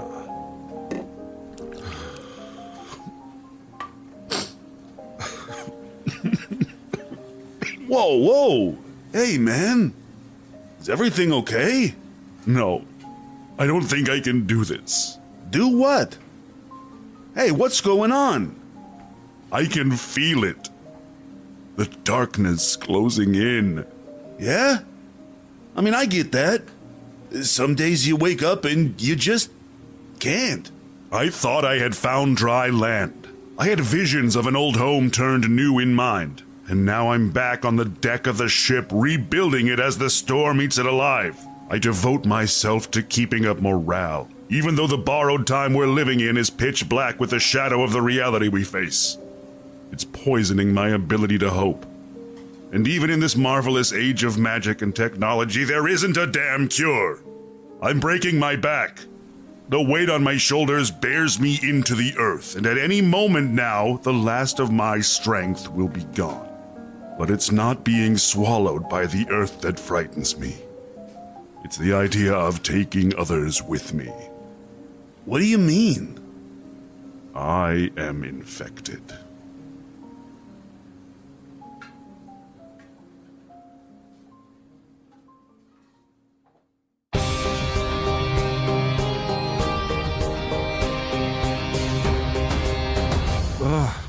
Holy I've never fucking hated hell. a tie so much in my life. Here's a fucking neckerchief that deals 60 damage if you fuck with it. Oh man! To clarify, I was only using Cloud Kill as a template for this ability. That was the Makes idea. sense. Makes Hell sense. yeah. It only does 5d8, and I was like, "Mom's gonna double Look. that." Yeah. Yeah, Seems like you fair do. to me. You couldn't just look up evil lich river fart. All right, exactly. You know, I googled it and I got nothing. Ooh, don't Google that. I got something. All right. Let's get Max home. Yeah, let's get Max home. Let's take Get it home, Max champions. Get Max home. Yay! That was a fucking crazy undead battle. That was a lot of fun. That was great. I'm not even gonna worry about favorite moments. Combat usually is, quickly, very quickly, favorite moment. I liked having my soul chomped.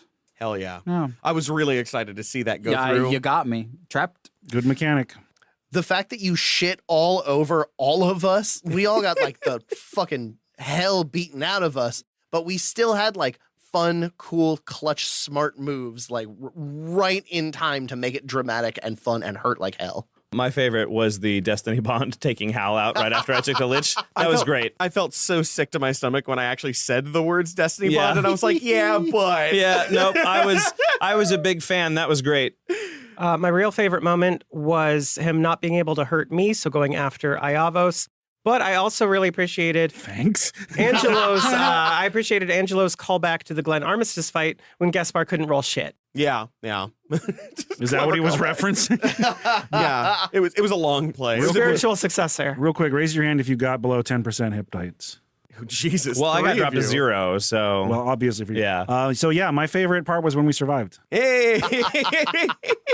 I managed to stay topped up, but I healed myself. Honestly, I like the fact that I really didn't have to fudge shit. Like, I just kept on keeping on, and I honestly felt like this was way too hard to fight, and apparently it wasn't, because y'all just kept being like, "Here's 70 fucking hit points." It was hard. It was hard, Zachary. It was very hard. Zachary, it was hard. It doesn't matter that we can deal 70 damage. It was only 1 damage that it turned into. That fight easily could have been like 1 or 2 bad rolls away from starting all over if that Lich had got back up again. Yeah. Like, I mean, or we hadn't done damage, or a little bit more soul damage perhaps had happened.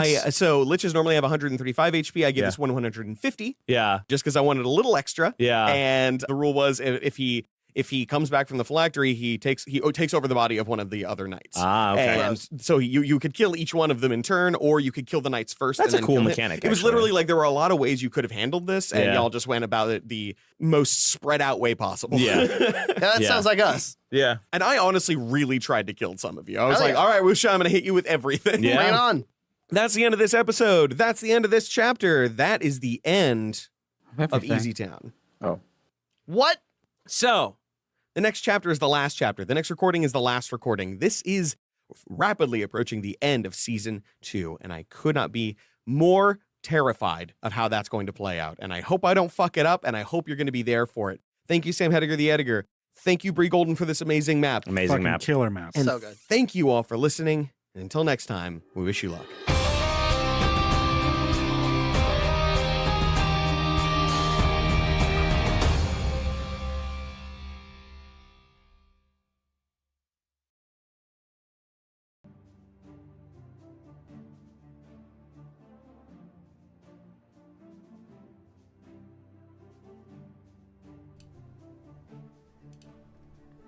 And that was the episode. I hope you all enjoyed it. Zachary is correct. I know nothing about the meta. That was as much of a surprise to me as it is to you, and I don't know what it means. But yeah. Regardless, very exciting. That was a very, very tough combat, and it terrifies me about what is to come, because like I know that from a practical standpoint, part of the reason for this fight was almost certainly just for Zach to test us out and see what we could do at this level of play, so that he can design like the final encounters, whatever they end up looking like. And that is very scary to me, because we were on our toes in this one. Like, it was just very hard to optimize the multiple objectives in this fight, like in order to beat the boss. But then even more than that, just like I was just barely keeping people on their toes, like with pretty big heals. Like, I don't normally plan to drop heals, and that's what I ended up doing with, like, I think, like, half of my actions, which was wild.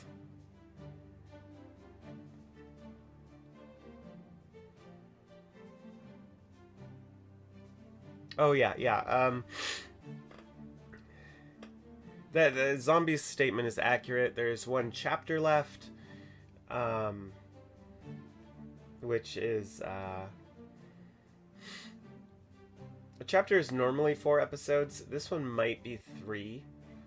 But it's something like that. I think the last chapter, I think all the episodes in the last chapter might be a little long, though. But yeah, y'all get it. It's all ballpark. It's all ballpark. Yeah. So typically we get together. We record 4 episodes at a time. So we get together once a month to record episodes, and in theory, each one in terms of recording is probably an hour and a half. That gets cut down to about an hour. Sometimes we're más o menos.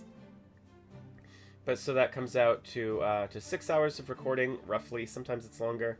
And then with breaks and stuff factored in, like I usually just think of it as like an 8-hour day, because we have a short break in between each episode, and we take a lunch break in the middle of the day.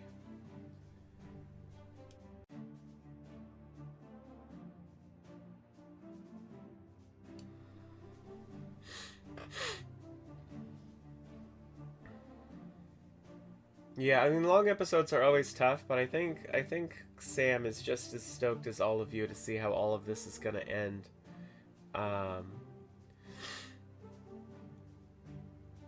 Yeah, no, definitely, I agree with you, Saved. In terms of the scale of that combat, like I've often said combat is one of my weaker pillars. Part of that is, even though I can design like a complex and interesting combat, like in the moment, like about like halfway through a long combat, like I tend to lose focus, and like a lot of times I forget to do things like in the right sequence, or at all, and my encounters end up being easier than they should have been on paper. That's probably my biggest personal flaw as a GM.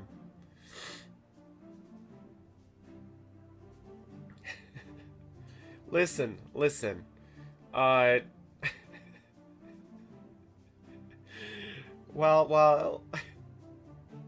it is funny to think about the Zach's focus. We half the cast has ADHD, so it's in the land of the blind. I would say Zach's focus is slightly better than mine or Michael's.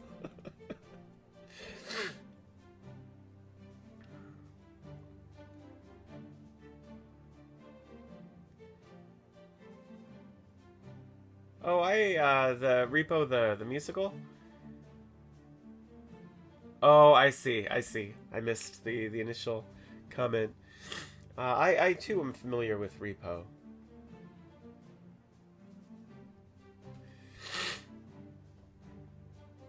Whew.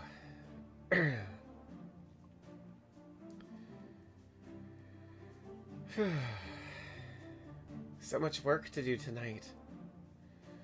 That's all I'm thinking about. Cause I just remembered I gotta do some last minute paperwork in addition to the stuff that I'm finishing up after this. But yeah.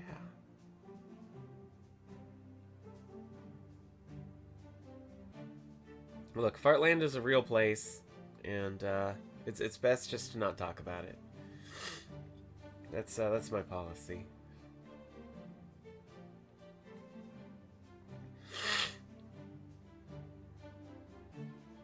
Yeah, I thought overall from my analysis, I thought this one was well designed, well executed.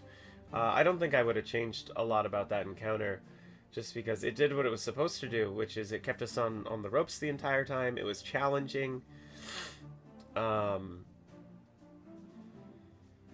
Like it's one of the mechanically, it was possibly the toughest fight we've ever done on the season.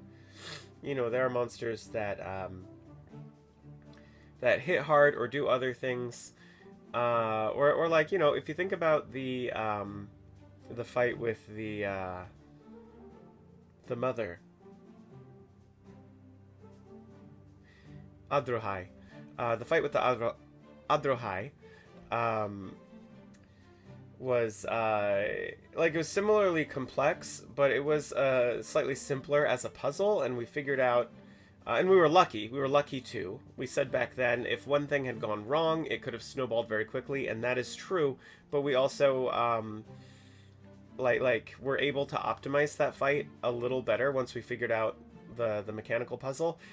This mechanical puzzle was just fucking shit show. Like, even once we figured it out, there was so much to do in order to beat this boss, and so much to coordinate, that it was just a mess.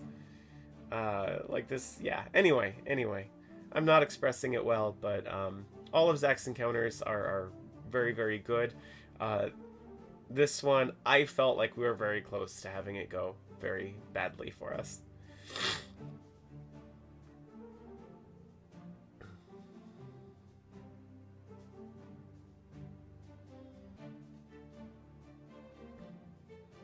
Oh, that's a really interesting question, Saved. Yeah, I was expecting... This was actually... It was a decent turnout. A lot of people said that they couldn't make it, so I was expecting it to be small, like 3-4 people. But we're doing pretty good, or at least maybe... Certainly the people that we do have been very talkative, which has been nice. So thank you all. Thank you all for engaging. That always makes the stream, you know, a little bit nicer. But that question from Saved, I'm not sure. It'd be hard to look back and remember things now, but just as an LU Q&A retrospective on the entire season, that would be a very interesting question for Zach. I would be very interested to know that.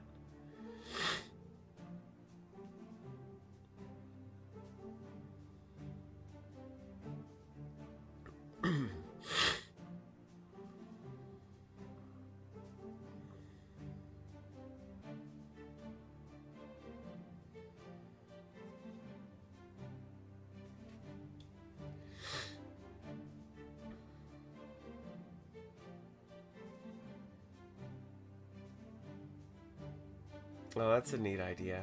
That's neat. I'm actually looking forward to, I'm not sure I've talked about this, but for TPK, for our crowdfunders, we're holding like kind of a exclusive book launch party, like for them, and we're going to be playing through like all the adventures from the book that we're publishing, which it's getting close. It's getting real close. But I'm going to be running like the final adventure with like the big boss encounter, and I'm looking forward to it. I'm looking forward to getting to flex some big, you know, big bad monster vibes of my own, because it's a nasty one, and I'm excited to run it.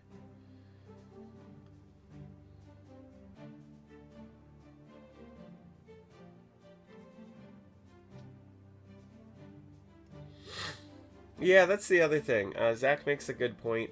In the format of the show, you basically can't have bosses heal, because it just, you know, it'll just double the length of the fight, which doesn't really work in the format. But in a home game or an in-person game, like bosses that heal, like that's a heck of a thing. And you know what? I don't think any of my players for that adventure are in the chat, so I'm just going to say one of the things I did with my boss is, because temporary HP is not cumulative. When you gain temporary HP, it just replaces like the last temporary HP you got, right? So, but my final boss like has an ability where I think at the beginning of each of her turns, she just gains like... I can't remember if it's 30 or 60 temporary HP, so each round you just need to like break through that again before you start dealing damage to her, and it's another like very high level campaign, so the numbers I think should work, but it'll be very fun. Also, it's an adventure that you know, it's okay if it ends in a TPK, so I definitely went a little hard on certain things.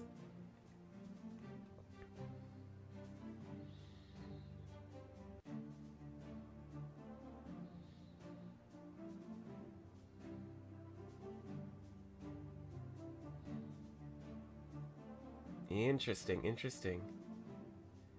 Oh, yeah, Resh. So it's the link on the Slapdash site links to the crowdfunder itself, which ended almost a year ago. But you can still buy certain things through it. It got converted into a storefront. But that is the book. It will be coming out at the end of this month as a PDF, and then immediately sent off to the printing press.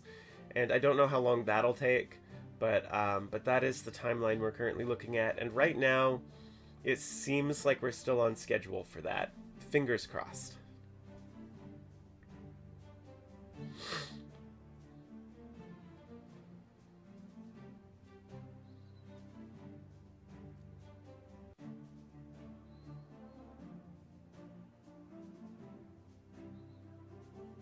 Yeah, anything timeline before season 1. You know, I would assume that would deal with Mackinac. Anything that has to do with Mackinac is purely Laws, like Zach just said. That's very much Laws world. And then and yeah, I think y'all know how this works by now.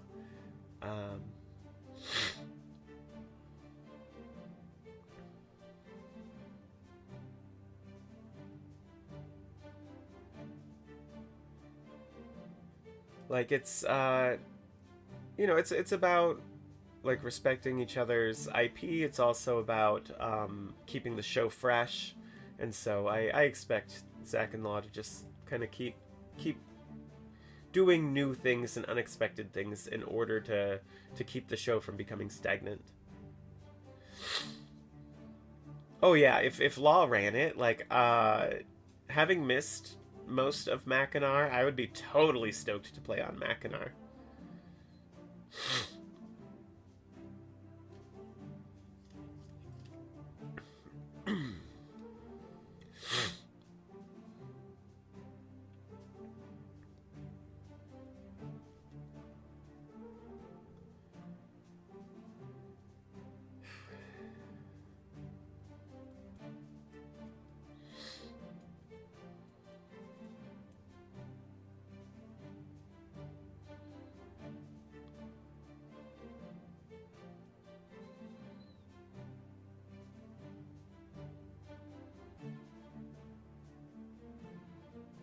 Anyhow, any last questions before we call it a night?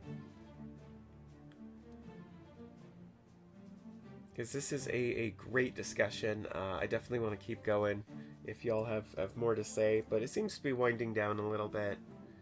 And so I'm also happy to go about the things I need to do.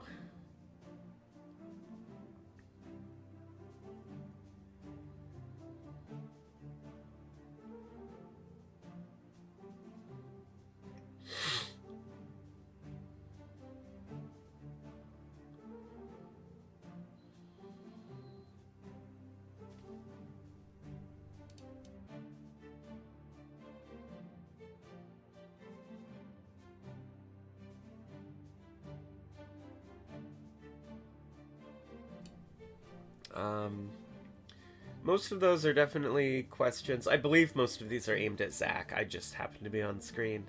Most of those are definitely more Law Zach questions because I don't think about those kinds of things. But to answer Zombie, if you played more Mackinac, would you want to go after the dawn, during, or before?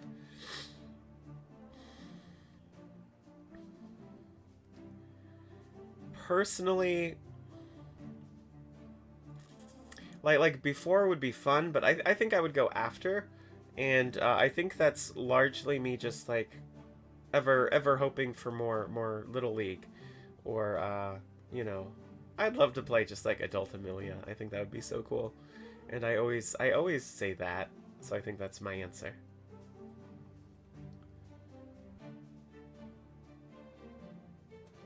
That does not surprise me to hear Zachary say.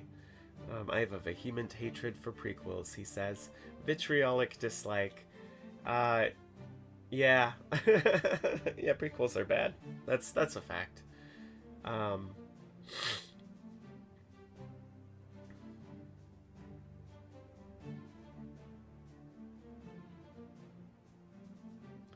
Like, I mean, I can think of like in practice a few prequels that that I enjoy more than their original shows, but all of them, especially the ones that are any good, tend to do enough of their own thing that it completely fucks the timeline and the everything of the show that it's based on.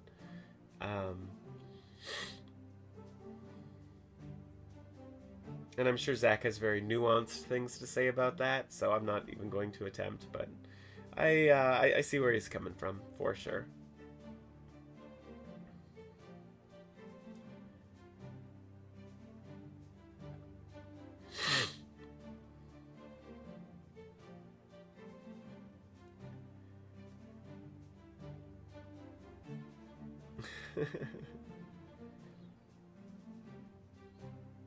Any chance they're alive, held in stasis? If you're referring to the Little League, I mean, you know what? I'm not going to comment on that. We've never officially talked about the amount of time that's passed between season 1 and 2. Like, I have a ballpark range in my head, and you know, I don't necessarily need to go that far. I think some of them might still be around, but also there's a reason that creative decision was made, and the 2 seasons are separate, except for Maven.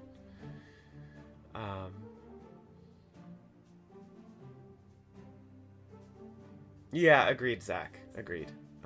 100%. Like I said, even the ones that I like, they stand on their own, but in doing so, they ruin the work that they're derivative of.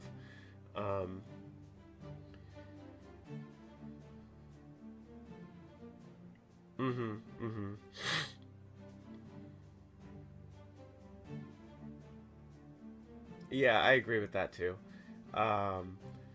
Especially in terms of like canon and things. Now that there's a lot more like connected universes and film and things, such as the MCU, but also others, like you can really see where, like, after that continues for so long, it just compounds and gets more complicated. And it definitely keeps people in a lot of ways from just telling the story they want to tell.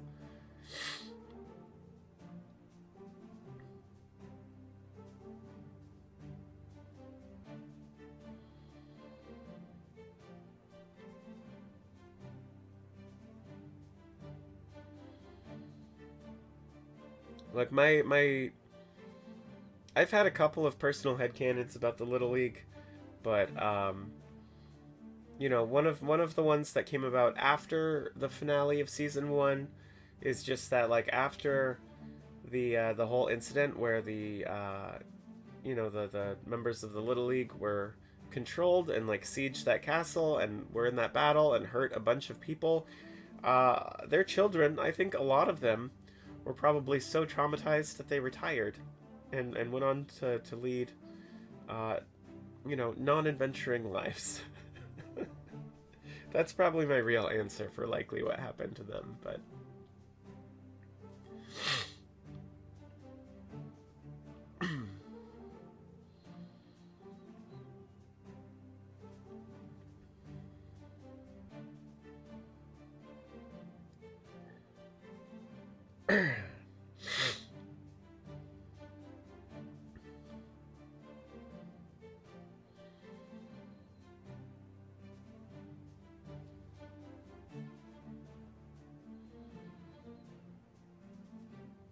oh, he'd be so good at that.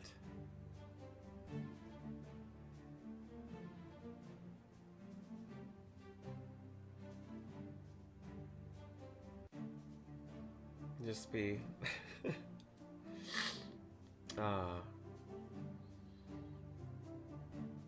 gosh, I'm trying to remember his dog's name. I should know it. It's Virgil. Yeah, It is Virgil.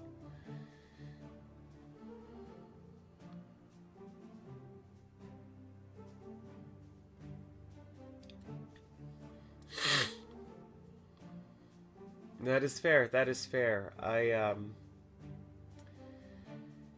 Yeah, I mean, I'm not going to go into all my different headcanons for Amelia, because I have a few alternate versions. In some of them, I think, you know, she could, like, continue doing the adventuring thing. She was one of, like, the most into it in that group. I could also see her, like, leaving the League and, like, doing, you know, hero work off the books, like unofficial stuff, like as more of a, you know, kind of an outlaw for good type figure. But it just depends. It just depends.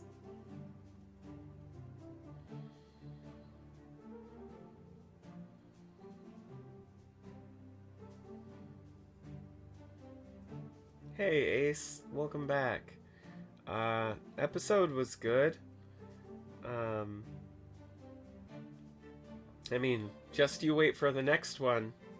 It's real good. It's one of our best episodes. I'm saying this, we haven't recorded it yet. Things got a little delayed from all the excitement that was going on. We're recording in 2 days.